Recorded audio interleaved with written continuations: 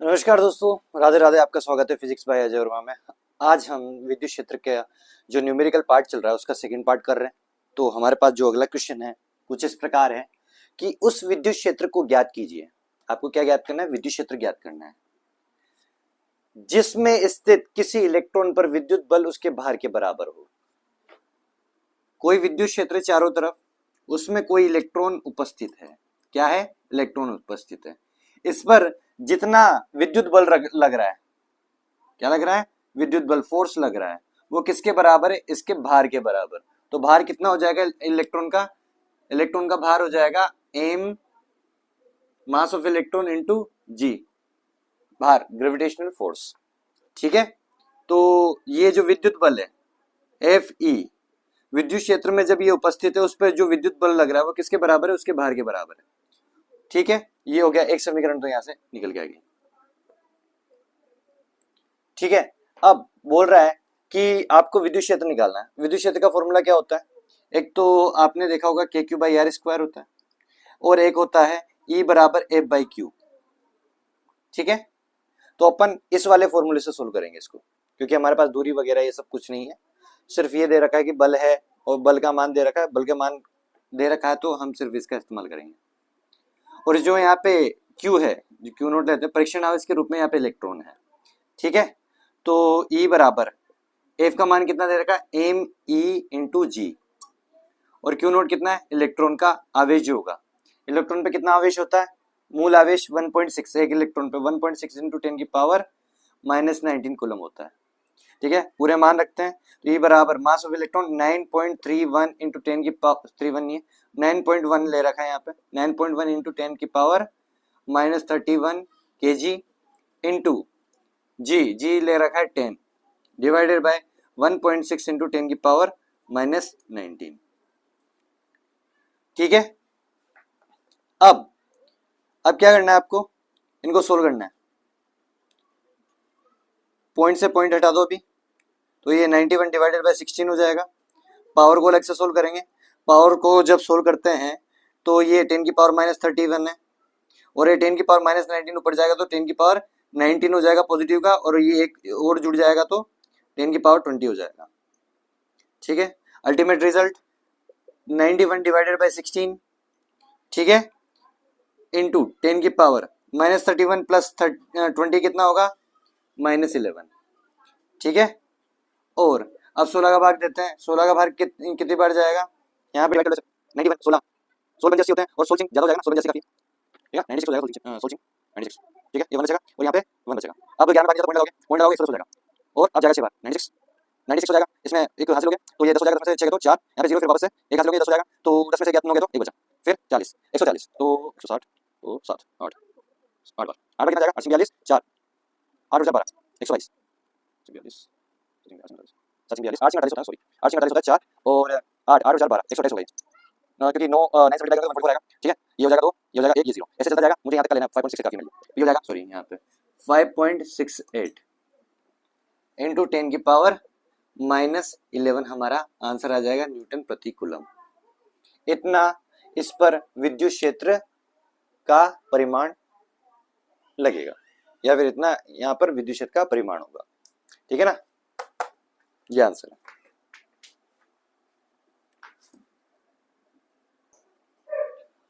तो दोस्तों हमारे पास अगला क्वेश्चन है।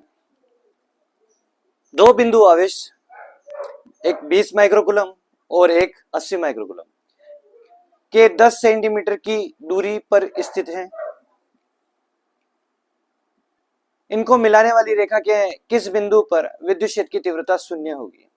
तो डायग्राम के अकॉर्डिंग हम क्वेश्चन पे चलते हैं। एक आवेश है यहां पर 20 माइक्रोकूलम, और दूसरा आवेश है यहां पर 80 माइक्रोकूलम। ये एक दूसरे से 10 सेंटीमीटर की दूरी पर स्थित है। कितनी दूरी पर है? 10 सेंटीमीटर। अब पूछा जा रहा है कि इन दोनों को मिलाने वाले किस बिंदु पर, मिलाने वाली रेखा के किस बिंदु पर विद्युत क्षेत्र की तीव्रता का मान 0 होगा। मैं मान लेता हूं कोई भी ये पॉइंट है, यहाँ पे ई का मान 0 होगा। कितना होगा? 0 होगा। ठीक है, मान के चल लेता हूं। उसकी इससे दूरी, इस पहले वाले आवेश से जो दूरी x ले लूंगा, ये मीटर में अगर सोल्व करता हूं तो ये हो जाएगा 0.1 मीटर। तो ये दूरी कितनी हो जाएगी यहां से यहां तक की 0.1 माइनस एक्स, कितनी हो जाएगी 0.1 माइनस एक्स। ये मीटर में कन्वर्ट हो चुका है तो एक्स भी मीटर में ही आएगा अपना, ठीक है ना, सारी कैलकुलेशन मीटर में हो रही है। अब बोला जा रहा है यहाँ पे विद्युत क्षेत्र की तीव्रता शून्य हो, ये ऐसा पॉइंट है, मैंने मान लिया ये एक्स दूरी पर है, तो इससे कितनी दूरी हो जाएगी टोटल माइनस एक्स, ठीक है।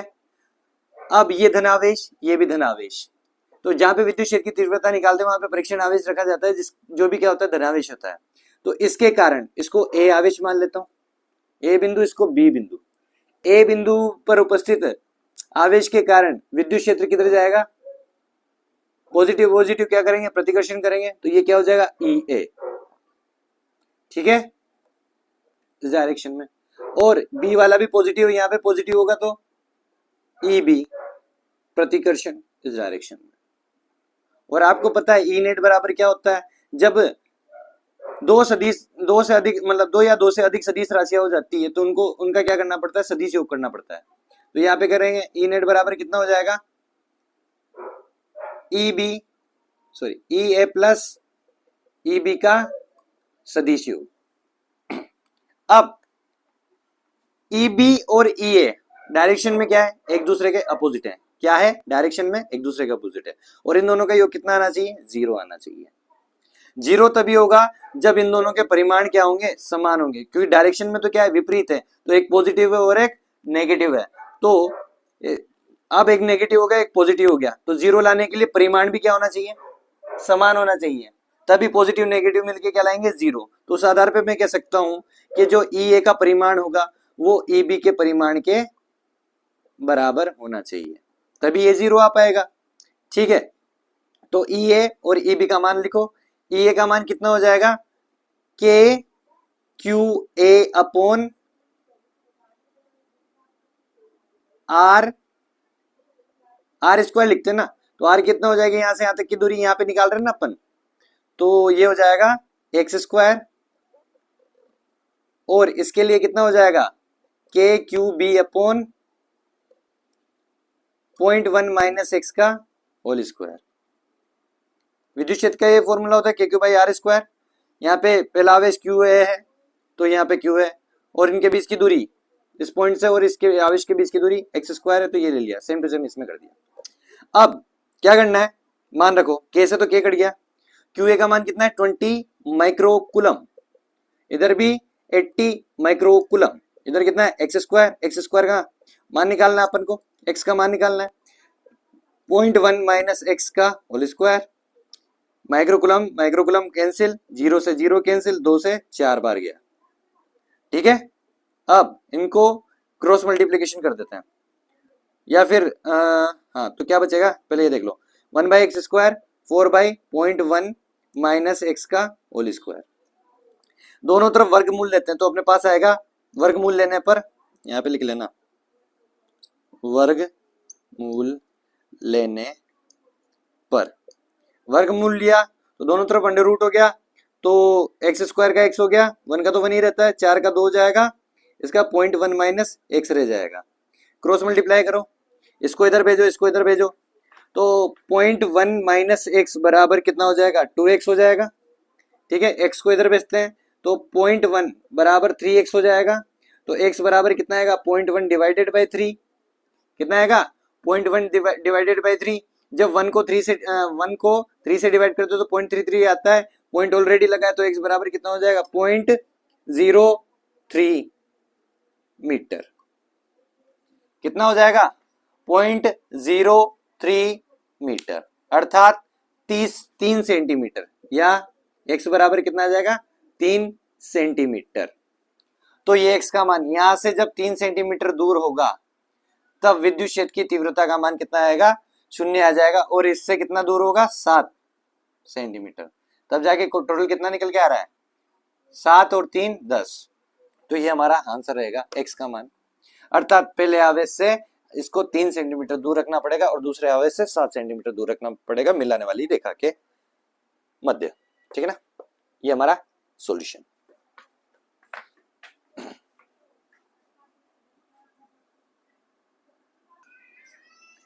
तो अब हमारे पास अगला क्वेश्चन है, ए मीटर भुजा वाले वर्ग के चारों कोनों पर क्रमशः Q, 2Q, 3Q, 4Q coulomb आवेश स्थित है।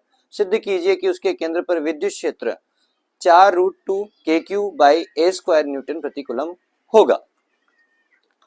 तो प्रश्नानुसार सबसे पहले हम एक डायग्राम बनाएंगे वर्ग का, जिसकी चारों भुजाएं ए है, ठीक है ना।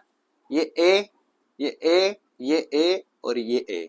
इस वाले कोने को मैं ए नाम दूंगा, इसको बी नाम दूंगा, इसको सी नाम दूंगा, इसको डी नाम दूंगा, ठीक है। अब ए पर मान लीजिए क्यू रखा है, बी पर 2Q रखा है, सी पर 3Q रखा है और 4 पर 4Q रखा है, मतलब डी पर 4Q रखा है। अब इन चारों आवेशों के कारण इसके केंद्र बिंदु पर विद्युत क्षेत्र की तीव्रता 4√2 KQ/A² अपन को सिद्ध करनी है। तो इसके कारण विद्युत क्षेत्र की तीव्रता, यहां से यहां तक की दूरी r होगी, यहां से यहां तक की दूरी r होगी, यहां से यहां तक की दूरी r होगी और यहां से यहां तक की दूरी r होगी। क्यों? क्योंकि ये मतलब केंद्र पे है और वर्ग है, तो चारों क्या होंगे? बराबर होंगे, ठीक है ना, सममिति के आधार पर आर आर हो गया। तो इस वाले के कारण विद्युत क्षेत्र की तीव्रता, ये धनावेश है, धनावेश और यहाँ पे जो भी विद्युत क्षेत्र की तीव्रता निकालनी होती है, यहाँ पे भी धनावेश लेके चलना होता है। तो धनावेश धनावेश प्रतिकर्षण, अर्थात ई ए इधर लगेगा,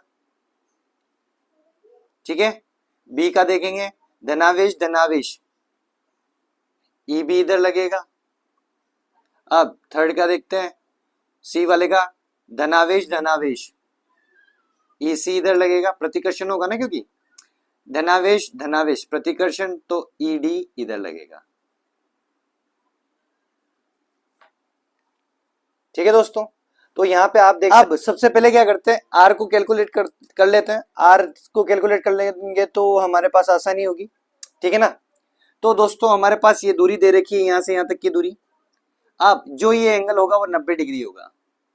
दो विकर्ण, वर्ग के दोनों विकर्ण एक दूसरे को 90 डिग्री पे काटते हैं। कितने पे काटते हैं? 90 डिग्री पे। तो ये आर दूरी है, ये भी आर दूरी है, और ये कितना हो जाएगा?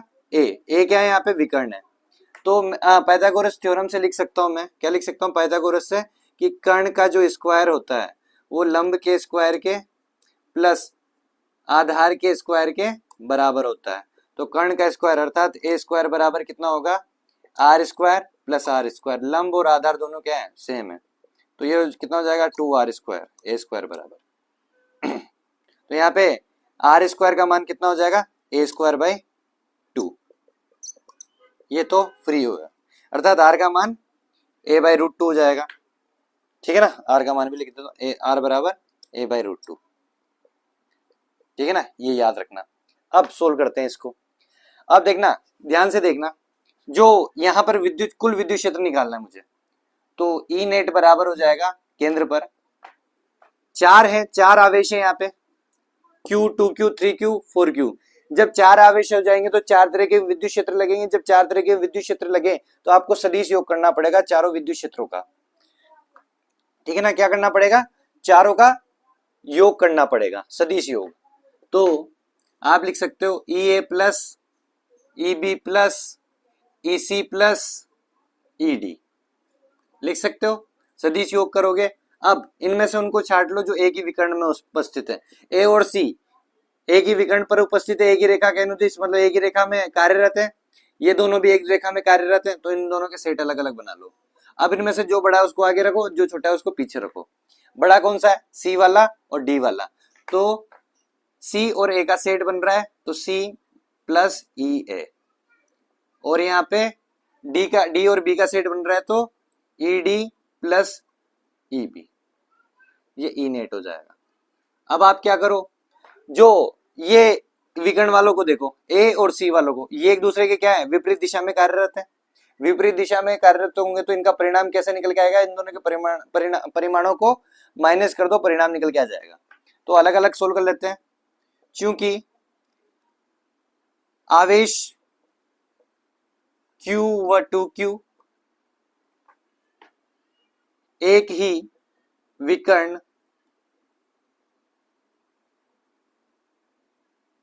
ए सी पर उपस्थित है, और ई ए व ई सी के प्रभाव एक या के प्रभाव की दिशा एक दूसरे के विपरीत है। तो अपन क्या कर सकते हैं, सीधे सीधे माइनस कर सकते हैं, बड़े में से छोटा माइनस कर दोगे सदिशों का व्यवकलन हो जाएगा यहाँ पे, क्योंकि विपरीत है, समान होते तो जुड़ते हैं, विपरीत होते हैं तो माइनस होंगे। तो ई सी प्लस ई ए को जब कैलकुलेट करोगे तो उसका परिमाण कितना आएगा, परिमाण आएगा ई सी का मान रखेंगे के क्यू बाई आर स्क्वायर होता है फॉर्मूला। तो ई सी पर कितना है आवेश, ई सी पर 3q है, के 3q अपॉन और दूरी आर स्क्वायर है सेंटर से, ठीक है, ये हो गया, प्लस के क्यू ए के कारण, ए पे क्यू है और दूरी कितनी है सेंटर से, आर स्क्वायर, और क्या कहा था मैंने, एक दूसरे के विपरीत हैं तो इनका क्या होगा, व्यवकलन होगा, क्या होगा, व्यवकलन होगा। तो 3 में से 1 गया तो 2 बचे, 2 के क्यू अपॉन आर स्क्वायर आपके पास आंसर आ जाएगा। ये परिमाण बोलेंगे इसका, किसका, इसका, ई सी प्लस ए का परिमाण ये होगा। अगर डायरेक्शन की बात करते हो तो ई सी ए लिख देंगे इसको सी से ए की तरफ, ये लिख दिया, अर्थात अल्टीमेटली कहां से, सी से ओ की तरफ लग रहा था, ये ए से ओ की तरफ लग रहा था, ठीक है ना, ये वाला ए से ओ की तरफ लग रहा था, ये सी से ओ की तरफ लग रहा था, जीता कौन, सी से ए की तरफ जाने वाला, अल्टीमेटली ये हो गया, ठीक है ना, दोनों का अल्टीमेटली क्या आया, सी से ए की तरफ, सी वाला जीत गया। अब सेम टू सेम इसी प्रकार E D plus E B के लिए इसका परिमाण क्या निकल के आएगा, ईडी के कारण विद्युत क्षेत्र की तीव्रता सेंटर पे कितनी होगी, k 4q divided by r square minus B के कारण के 2q upon r square. Solve करेंगे तो कितना आएगा, 4 में से 2 गए तो ये विपरीत है एक दूसरे के, ठीक है ना, तो 4 इसलिए माइनस हुआ है, 4 में से 2 गए तो 2kq अपॉन आर स्क्वायर। अब डायरेक्शन लिखेंगे तो ई डी से बी की ओर, तो क्या हो जाएगा 2kq upon r square D से बी की ओर, ठीक है ना। तो अपने पास इनको जोड़ने पर क्या है अल्टीमेट रिजल्ट, इसको जोड़ा तो ई सी ए आ गया और इन दोनों को जोड़ा तो ई डी बी आ गया, तो ई नेट इतना हो गया, ठीक है ना। अब ई नेट को जोड़ते हैं अपन, ई नेट बराबर कितना हो जाएगा, एक देखो डी एक लग रहा है डी से बी की ओर, अर्थात अल्टीमेट इधर जाएगा, और एक जा रहा है सी से ए की तरफ, अल्टीमेट इधर जाएगा। तो जो ई सी ई डी बी होगा वो इस डायरेक्शन में होगा, और जो ई सी ए होगा इस डायरेक्शन में होगा, ई सी ए इस रेखा के अनुदिश, और इन दोनों के बीच में एंगल कितना है 90 डिग्री, कोस 90 कितना होता है 0 होता है, तो अपने पास कोस 90 कितना होता है 0 होता है, तो अपने पास क्या आ रहा है ई सी ए प्लस ई डी बी, ठीक है। तो इन दोनों को सोल्व करेंगे, सदिश योग करेंगे तो क्या आएगा, ई सी ए का square plus E D B का square plus 2 E C A E D B cos theta, cos theta कितना हो गया 0, तो ये कितना हो जाएगा अल्टीमेटली यहां से यहां तक 0, तो क्या बचेगा E net under root E C A का square plus E D B का स्क्वायर, ई सी ए का मान कितना है, आप देख सकते हो इन दोनों के परिमाण क्या है, सेम है, इसका परिमाण और इसका परिमाण सेम है, ठीक है ना। तो इनके परिमाणों को ई लिख दूं तो ई बराबर मैं मान लेता हूं कितना है 2kq अपॉन आर स्क्वायर, तो कितना हो जाएगा इन दोनों को जोड़ेंगे तो, हाँ इनको जोड़ते दोनों के परिमाण समान है तो 2e हो जाएगा, e का मान कितना है इतना है, तो सोल्व करते हैं 2e स्क्वायर होगा, फिर से गड़बड़ी कर रहा हूं, 2 और इतनी है इसका स्क्वायर करेंगे तो 4k, या फिर सिंपल है ना इसको ऐसा करो रूट 2, इसको अंडर रूट को सोल्व करते हैं, 2 का रूट 2 ही रह जाएगा और ई स्क्वायर का ई हो जाएगा, इसका मान करते हैं तो रूट 2 ई का मान कितना है 2kq अपॉन आर स्क्वायर, ठीक है, अब आर का मान डाल देते हैं यहाँ पे, आर स्क्वायर का मान कितना है, ए स्क्वायर बाई 2, सोल्व करते हैं तो ये हो जाएगा, मैं इधर कर देता हूँ, √2 इंटू 2 k³ आर स्क्वायर का मान ए स्क्वायर बाई 2, ए स्क्वायर और 2 पर चला जाएगा, इससे गुणा हो जाएगा, तो 2 दूना 4, तो ये हो जाएगा 4√2 k³ बाई ए स्क्वायर, और मात्रा क्या है, न्यूटन प्रति कूलम, और डायरेक्शन क्या हो जाएगी, इन दोनों के जस्ट बीचों बीच, अर्थात नीचे की ओर, ऊर्ध्वाधर नीचे की ओर। इति सिद्धम, हेंस प्रूव्ड, हो गया।